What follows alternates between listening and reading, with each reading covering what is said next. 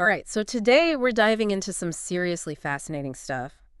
With Aleister Crowley, you've brought us excerpts from Liber Aleph. Yes. And clearly you're looking to unlock some serious self-knowledge here, right? Like Yeah. to tap into that power of personal will that Crowley talks about so much. Absolutely. And let me tell you, Crowley's work, Yep. it's like the ultimate treasure map for that kind of journey. It really is. And what's so intriguing about Liber Aleph, at least to me, is that it's written as this personal letter Okay.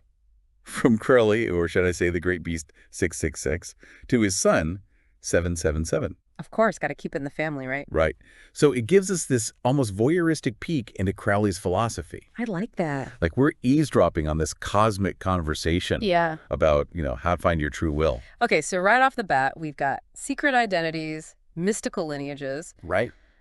This is already way more exciting than my average Tuesday, I've got to say. Huh. But, you said something interesting earlier. You called it a treasure map. And I think that's a great analogy. Yeah. But Crowley doesn't exactly, hand us the answers, does he? No. It's more like he's pushing us to discover those truths ourselves, right? Absolutely. He's all about pushing us to discover those truths for ourselves. Yeah.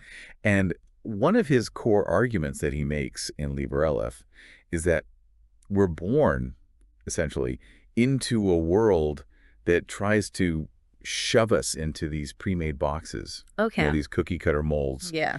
that really stifle our true will. It's like that feeling you get when someone tells you this is the career path you have to follow. Right, Or yeah. there's only one right way to live your life. Yes. And it just makes you question everything. Right. Like, is this really me? Yeah. Or am I just, performing someone else's idea of who I should be? And Crowley uses a great analogy to illustrate that. The bed of Procrustes. Yeah, tell us about that.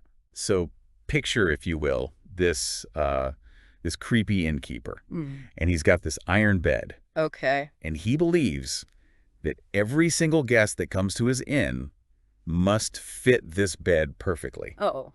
So if you're too tall for the bed, he just chops off your legs. Oh, no. Too short. Well, he stretches you out on a rack until you fit. That's brutal. Brutal, right. Okay, that is definitely going on my list of things not to do at a B&D. Right. But I get your point. It's like society is this Procrustes figure, Exactly. It's trying to force us all into its own messed up idea of the ideal person. Yes, and what Crowley argues is that a lot of the things that we perceive as obstacles, Right.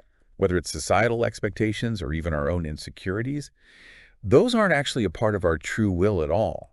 Interesting. He sees them more as these kind of distorted appetites, Okay. these cravings that stem from our conditioning, Right. from absorbing all of these shoulds and shouldn'ts Yeah. that really have nothing to do with who we really are on the inside. And this is especially true when you think about love and relationships, right? Oh, absolutely. Like, there's so much pressure to fit into these romantic norms, Yeah. Find the one, get married by a certain age. Right. It's enough to make anyone question their own heart, you know what I mean? Absolutely. And Crowley actually uses some classic literature to kind of illustrate this point. Oh, really? Like what? So Romeo and Juliet, for example. Oh, yeah, classic. Their love is like totally destroyed by this family feud. Right. That has absolutely nothing to do with their feelings for one another. It's all about these external forces, right? Exactly. Or take Othello, for Oh, example. yeah, good one. His love for Desdemona, it gets so twisted by jealousy, by societal prejudices, Right. until it becomes this toxic thing. It's like those stories are these cautionary tales, right? Right. They're warning us that love can be this incredible, powerful force. Absolutely. But it can also get warped and manipulated by outside pressure, especially if we're not careful. It's true. So how do we navigate that? Like, how do we even know if we're following our true heart, or if we're just being swept up in everyone else's expectations? Well, that's where Crowley gets really interesting, I think. Okay. He says that, yes, we need to be wary of these false idols and ideals. Meaning like all those external influences that try to dictate what we should want. Exactly. But he also cautions against just reacting with blind fury, Okay. unless that anger, that fury, is genuinely part of your true will. So it's not just about repressing our emotions. It's about being more discerning about which ones we let guide our actions, right? Yes, exactly. He's calling for prudence, for a certain level of stillness, of self-knowledge. He's basically asking us, How often do we mistake fear for chastity Oh, wow. or anger for courage? That's deep. And then what are those societal norms that we've internalized so deeply Right. that we don't even question them anymore? Yeah, it's like we need to become these like detectives of our own souls or something. Trying to figure out what's truly us and what's just, been imposed on us from the outside. Right. But how do we even begin to untangle all of that?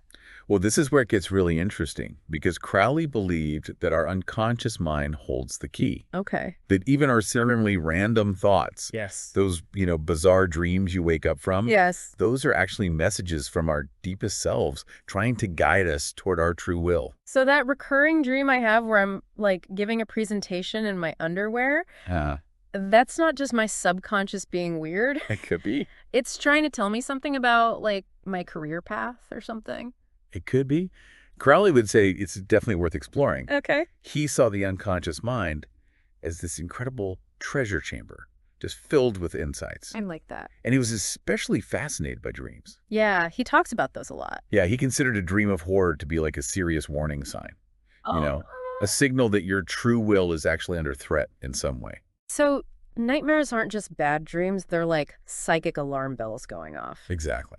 Okay, but if our dreams are these like coded messages, how are we supposed to decipher them? Really? Like, should I be sleeping with a dream dictionary under my pillow or something? He might say that's a good place to start, Okay. but he would say the real work happens when you're willing to actually confront those emotions, those patterns Okay. that the dreams might be highlighting, right? Okay. He talked about rooting out what he called traitors in the consciousness. Traders in the consciousness. What does that even mean? These are the parts of ourselves that are actually working against our own true will, often out of fear, Oh, interesting. out of past conditioning.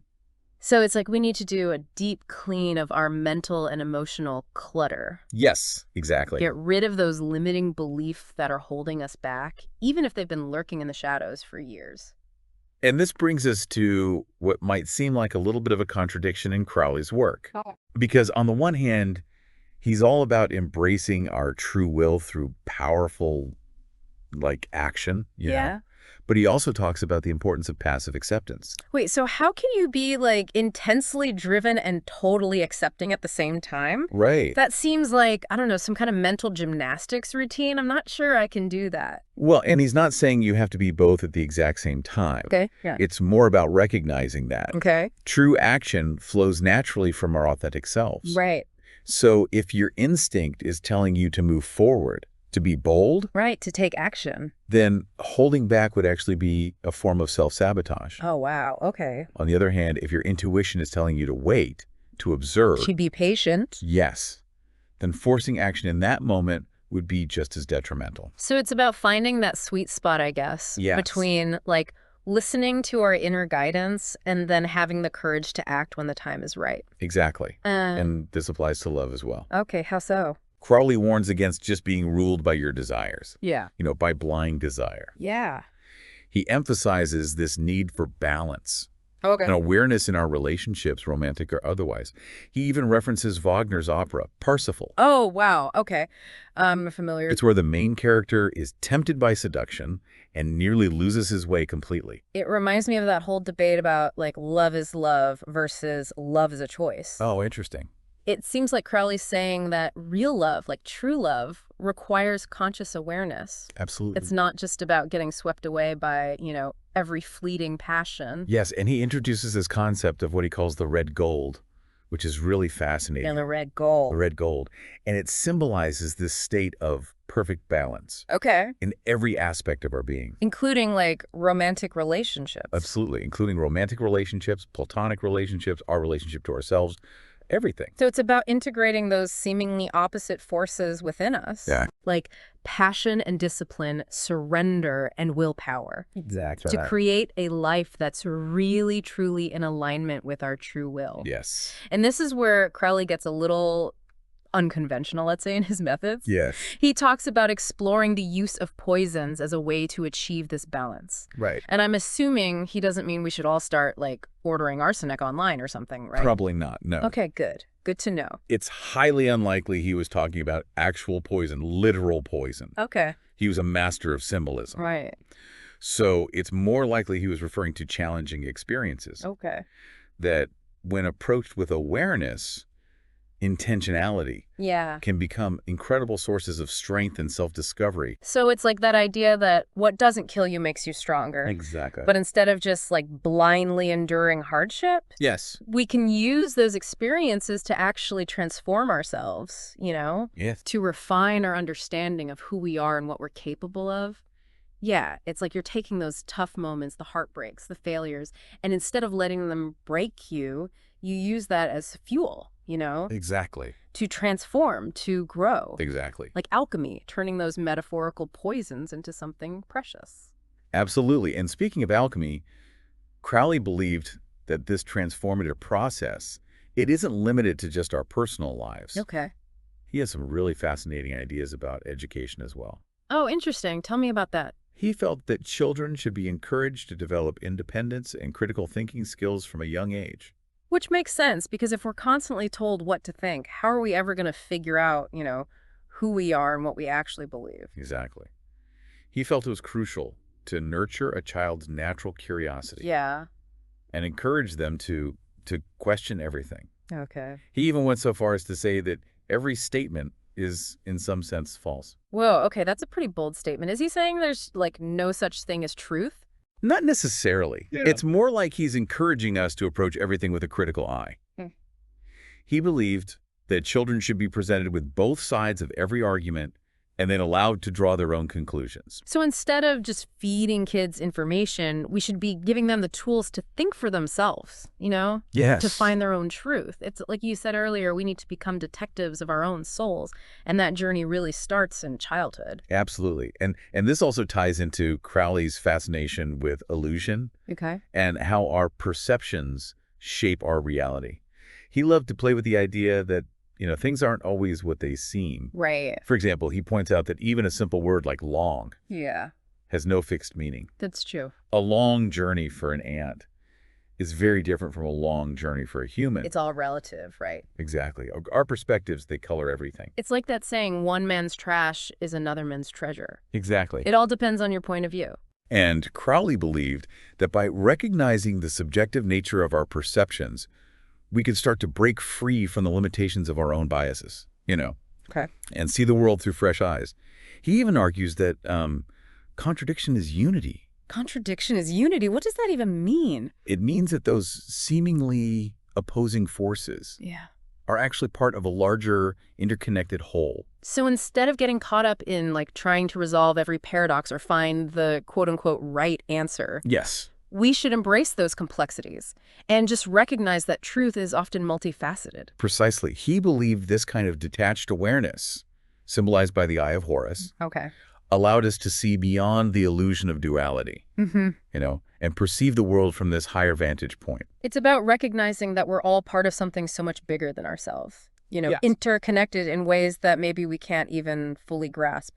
And that brings us back to Liber Aleph, I think. It does. To its message of personal responsibility and this like never-ending quest for self-knowledge. Crowley's final words in Liber Aleph, they really are a call to action. He's reminding us that this journey of self-discovery, well, it never really ends. It's a lifelong pursuit. Exactly. There's always more to explore, more to uncover, more to understand about ourselves, about the universe. And about our place in it, right? Yes, It's yeah. like he's leaving us with this this beautiful challenge Yes. to keep asking questions, to keep pushing boundaries, and to never stop seeking those truths. Well said. And if every creation, even a book, is a reflection of its creator, like Crowley says, well, what do you think Liber Aleph reveals about him? That's an interesting question. And what does your deep dive into these pages reveal about you?